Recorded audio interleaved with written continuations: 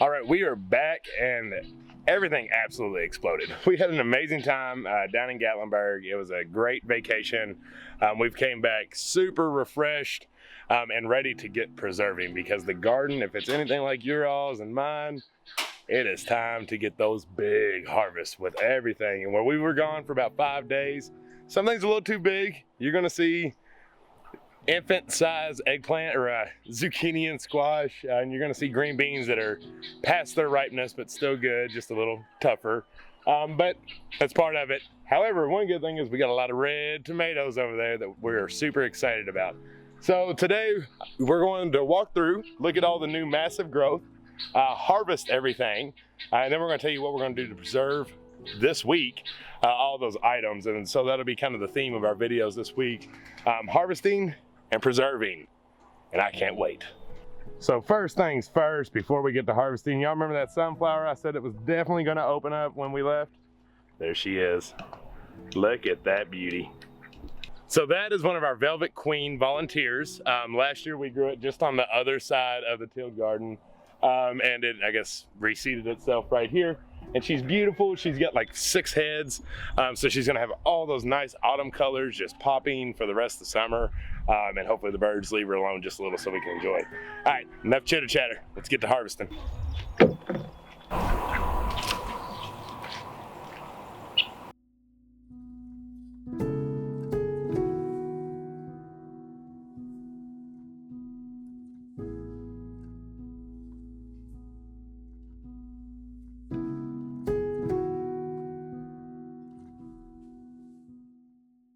All right, pretty little decent lemon squash, zucchini, and straight neck squash. Also got a handful of ground cherries. And we tried one of them a while back, and we said it was an interesting flavor. It was a little tart. Well, we've eaten them now when they've been a little bit more fully ripened, and I understand why they call them a garden candy, because it is the sweetest, just delicious little thing that you'll ever have. We do like them now, and they have now been a staple in our garden. So ground cherries for the win. Ours are the Aunt Molly's, if you were curious, but we really like them now. All right, I am very happy with that harvest. What? Oh, there. Couldn't find my scissors. I'm very happy with that harvest.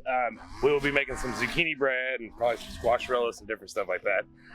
Jen's gonna get in more detail on exactly what we're gonna do when we get inside. All right, we got tomatillos running out of our ears. Look at all them. So I gotta get all these harvested.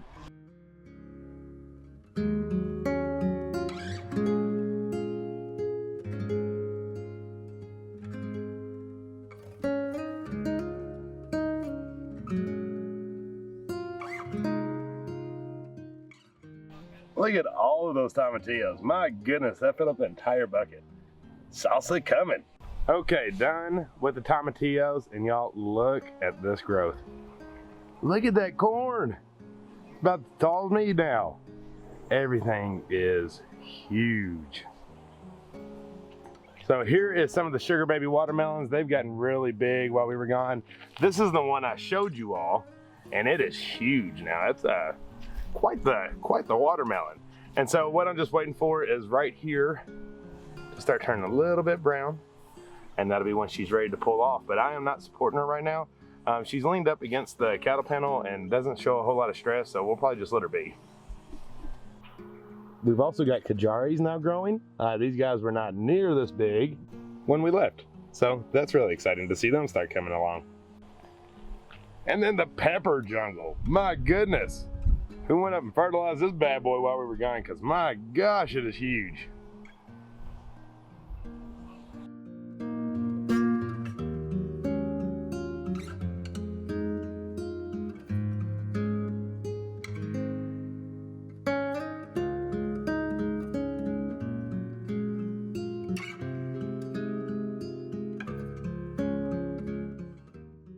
All right, so I was able to get a couple poblanos, several banana peppers, several jalapenos, a few sugar rush peppers, and then a couple cayennes. All right, I've gotten those taken in. Man, yeah, it is hot. Let me know if it's this hot in y'all's place, or if we're just unseasonably hot in Kentucky right now. We are pushing 100 every day. Let me know down in the comments how your all's area is, but it is just one of those where everything's so far behind, I'm just having to push through it and work through the heat. But y'all, look at the sunflowers. So this was the small one when I left, and she's huge. And then my big bad one over here, I mean, she's about to touch the sky. Look at her way up there. Let me get close to it. Here I am, this is my height, I'm 6 foot, it's in a 2 foot bed, so you gotta shorten her 2 feet. Look at that. If I had to guess, I'm 6, so let's do the math real quick. I'm 6, I would give it another probably 3 to 4 foot. So that would make it about 10-ish foot, 9-ish foot. Take off 2 feet, so she's truly probably about 8 foot tall. And it is exciting, like I'm still backing up. There she is, right behind my head. Oh my gosh, she is such a beast. And we do have it supported outside to the cattle panels, so she wouldn't fall over. I might have to do one more to help her out. But now, it is time to harvest the tomatoes.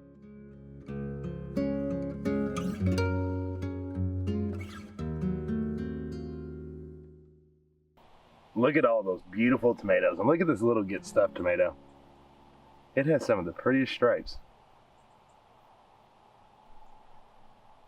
So when we get inside, we'll look at those a little bit better, but it was the first good tomato harvest, so I'm super excited. We still got a bunch of monsters on these plants that need a little bit more time, but these were the ones I figured would be turning as we left, and they did not disappoint. So we'll check them out once we get inside.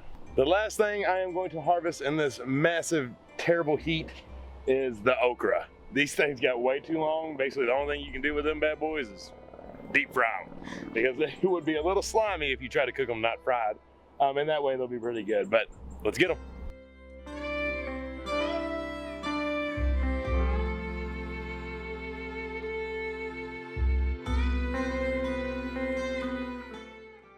That is a mess of okra right there. That's a good amount off a little bit of harvest. And I lied, the last thing I gotta do are the cucumbers. How could I forget about my pallet trellis cucumbers? Gosh darn. All right, you gotta get those.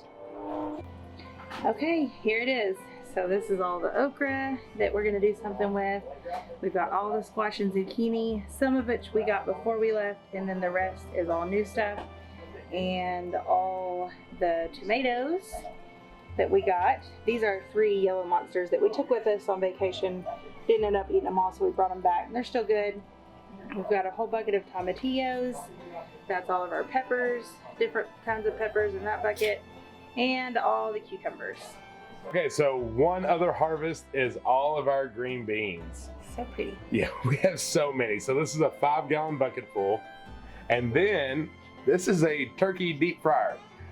And we did it about 3/4 full. So we estimated it's around 11, 10-ish gallons of green beans that we will also be harvesting.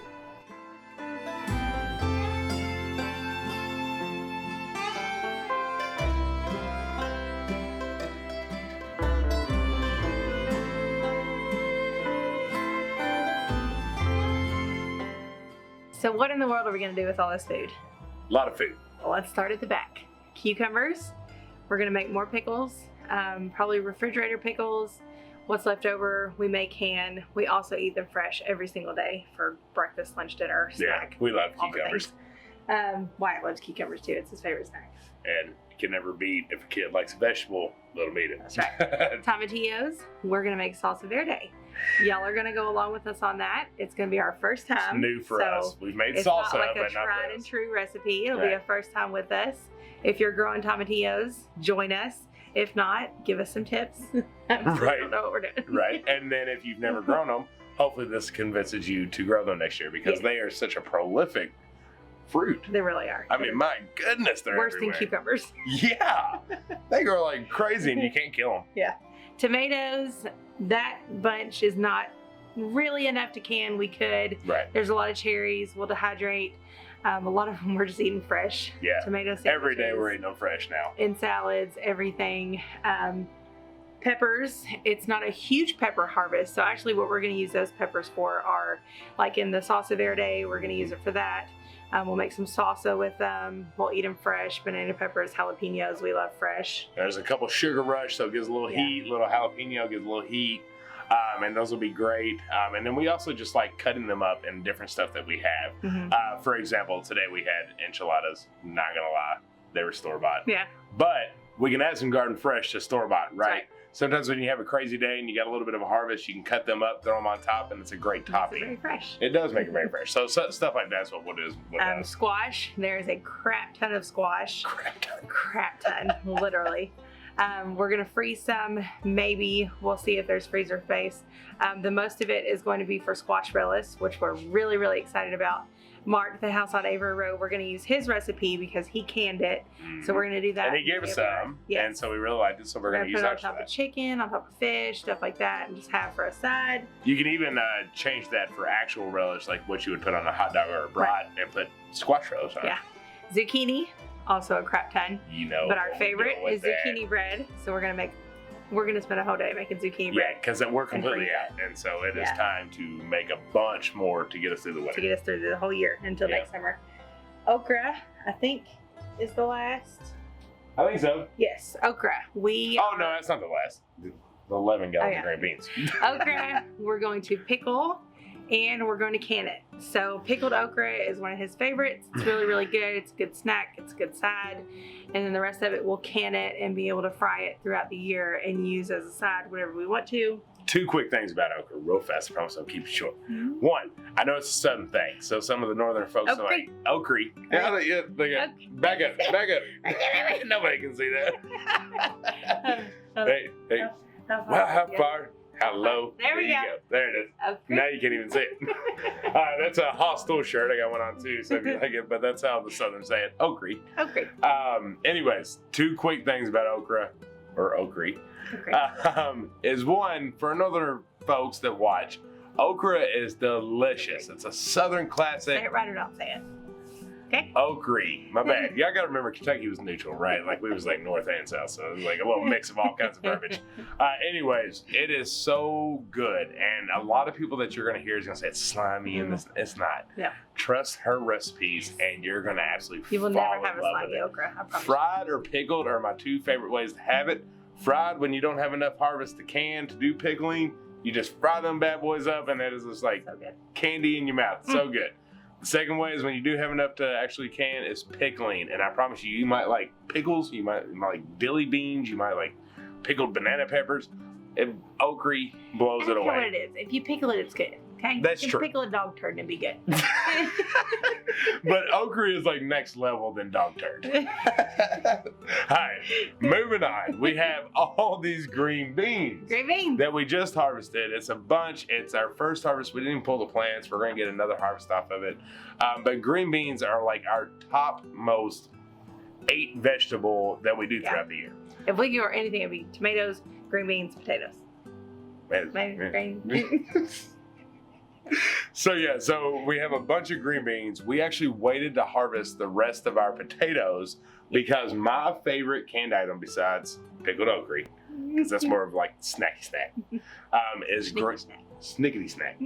It's green beans and taters. She makes an amazing can. It's you might call it more plain Jane, but I love that combo. Just popping it in a pot. It's such a good side. So hearty, so good. You know, you get 2 sides for 1. For the price of 1. Yes. You You don't have to go making all these sides. You get potatoes and green beans. So filling, so hearty. It absolutely is. So tomorrow we're going to harvest the rest of our potatoes. So that'll be the later in the week canning that we do. Probably hit the weekend. What in the world? Dog trying to get in the house. So that'll be the later in the week canning. We'll probably start with the okra, the squash, and some of those other things. But y'all, if we're going to do vlogs, you got to come along with us. And we'll make it fun. We will make it fun. Y'all know us in the kitchen. It's always hilarious. It's not going to be cut and dry. It's not going to be boring. I'm not going to like show you how to can. It'll be fun. That's right. we have fun in the kitchen. It's I feel like that's when we're our best selves together. It's when we're cooking and canning together. So be ready. It is about to be a canning marathon, pickling, fermenting, canning, all the things. So I hope y'all are ready because that's where our life is right now. And we show you our lives.